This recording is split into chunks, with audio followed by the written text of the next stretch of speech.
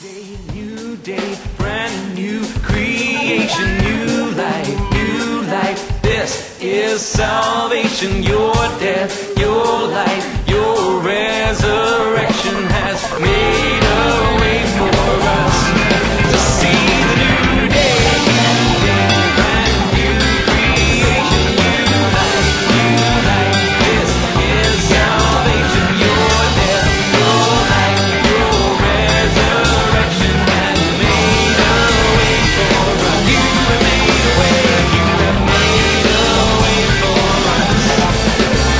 You have made a way for us to see the new day.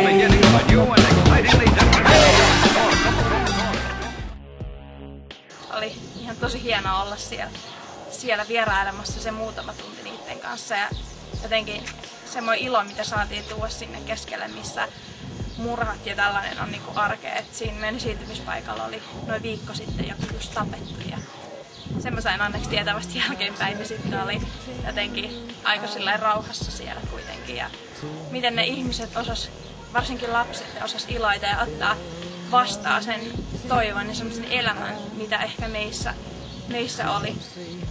Että he ei saanut yhden mäen päälle nousta sen takia, koska siellä oli toinen huumejengi niin kuin hallitsee. Heillä oli sanottu, että jos sinne menee, niin heidät tapetaan, niin kuin pienetkin lapset. Että heillä niin kuin, tavallaan se elämä on niin kuin, vaarallista tai jotenkin, että siitä ilo puuttuu, niin miten ne lapsetkin osas kuitenkin iloita sitten, kun me tultiin sinne. Ja ihan mielettömän siunattu sai olla siellä, että sai olla antamassa niille lapsille jotain, vaikka se olikin se lyhyt aika. Ja muhun tää ainakin jätti sellaisen, että mä haluaisin tehdä enemmän tämän eteen jotain. Voisi olla niin kuin pidemmän aikaa kulkea niiden lasten elämässä, koska ne vaan niin jotenkin tarvii aikuista. Ja olisi mielettömän hienoa, jos nämä lapset vois löytää sitä rakkautta ja turvaa Jumalan kautta, jos siellä ei aikuisia riitä.